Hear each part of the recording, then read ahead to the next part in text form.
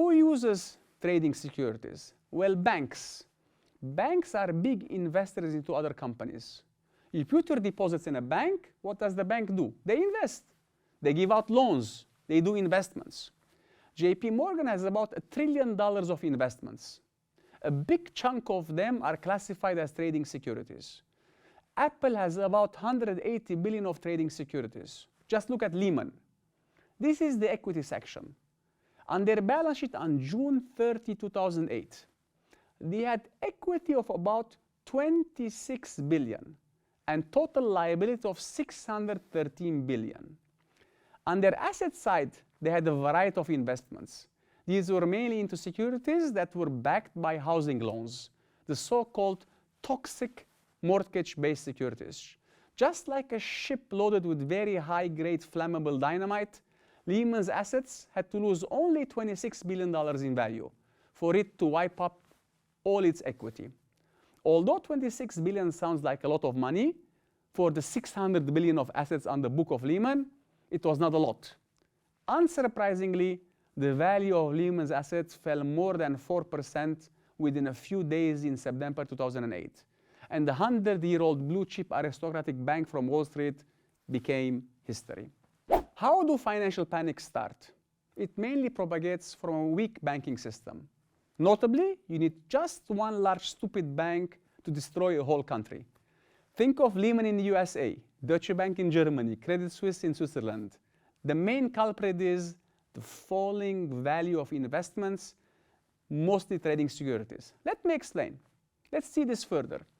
Let us set up a bank, a new one. Let us call it best honest bank in the world, best ever. We invest 100 million of cash.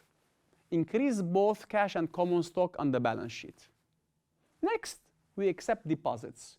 Assume clients put in their salaries, and it is $1 billion. Now we have cash increased by $1 billion and customer deposits, which is a liability, since we owe our clients their deposits. Increases by $1 billion also. In step 3, we invest the money we have.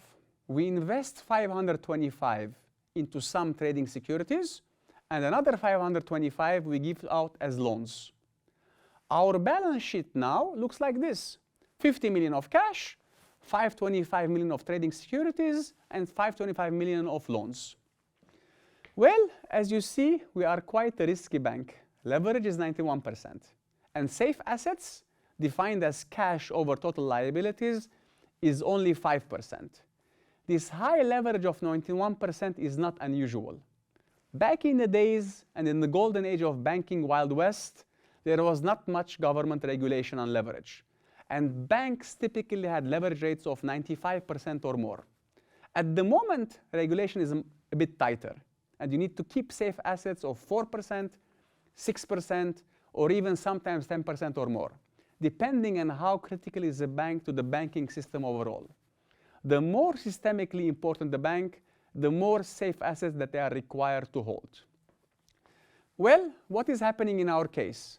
We have common stock of 100, hence equity is 100.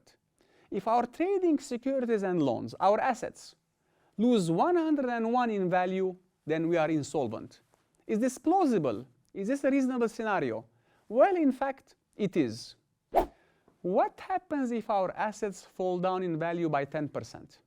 We hold investments of 1,050, and the 10% fall in value will bring down the 1,050 to 945. 10% is not a lot, guys. Think about it. In the market crash of 2008, the Dow Jones index lost about 50%, from a high of 12,000 down to about 6,000, something like 50%. So here, there is a concrete example where asset values fell down by 50%, but this is not isolated. European shares fell more than 20% at the start of the Russia-Ukraine war. Bitcoin has fallen more than 70% since its high. Tesla is down 50%. Asset values are volatile, and the 10% drop is not unusual, especially if the investor is not careful. In this case, and for our bank, when assets values drop by $105, the bank is insolvent. So what happens? The first thing a bank does when asset values start dropping is they start selling their assets. They want to convert their assets to cash. Cash is safe. So we start a fire sale. Get rid of anything that is risky. Did you ever see the movie Margin Call? That is one great movie. The boss, Jeremy Irons, says, sell everything and sell it today. To be able to offload such a large inventory of assets quickly, you need to sell at a discount, maybe 10%, 20% in a panic sale. Sometimes you give 50% or more of a discount. If you're an insolvent bank, then selling at a haircut makes your equity even more negative. Now, we have a banking system where asset prices are falling everywhere. If one bank sells for cheap, then other assets at other banks will become cheaper too. Imagine you're selling 10,000 Nike Air Jordans for $75. Can other stores still sell it for $150? No, the answer is no. The price of all Air Jordans everywhere will become cheaper. If asset prices are falling down everywhere, then other banks are having lower and lower equity. The next weakest bank fails, then the next one, and the next one. Panic leads to a chain reaction of failing banks. Depositors make long lines to take their cash back. Yeah, the government guarantees the first 100,000 or 200,000 of deposits. How about if you have $500,000 in the bank? What do? You take it out. The more depositors take out cash, the more the leverage of a bank. Now that depositors take out the cash, the bank has no more cash left to lend. Economic activity stops, you cannot borrow to buy a house or a car or start a business. The economy is stopped. The highway becomes a parking lot. How do we get out of this mess? Started by a few stupid banks. Well, the government steps in. They pump the cash into the banking system. And this cash comes from the pockets of taxpayers like me and you. I love capitalism.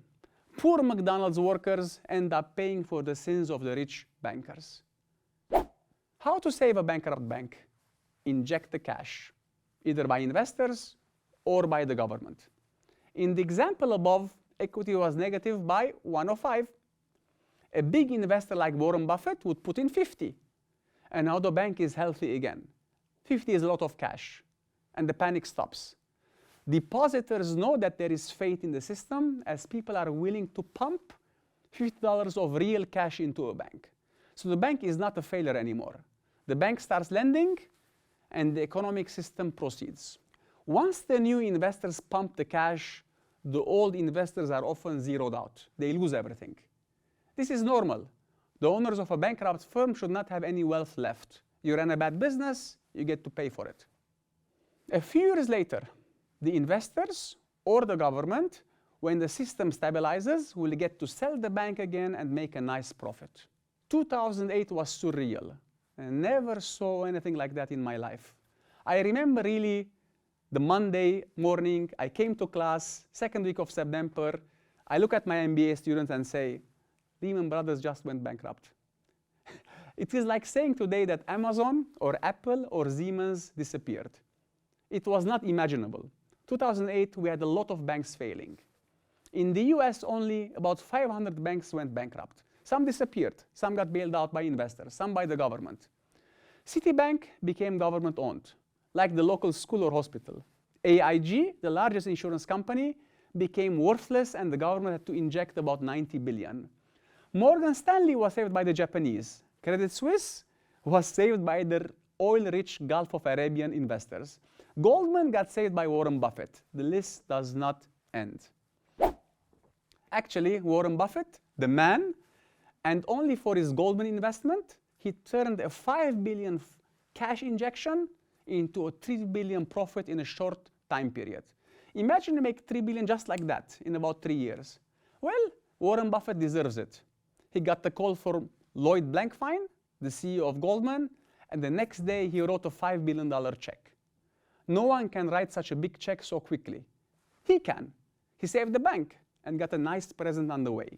These days, each time a rich investor saves a bank, the press always likes to remind of the 2008 Buffett-Goldman deal. In 2022, Credit Suisse was saved, and the comparisons never end. With risk comes great reward. And if you are able to write a $5 billion check when the world is exploding, then you have my respect and everyone else's. We have a financial panic today, in 2022.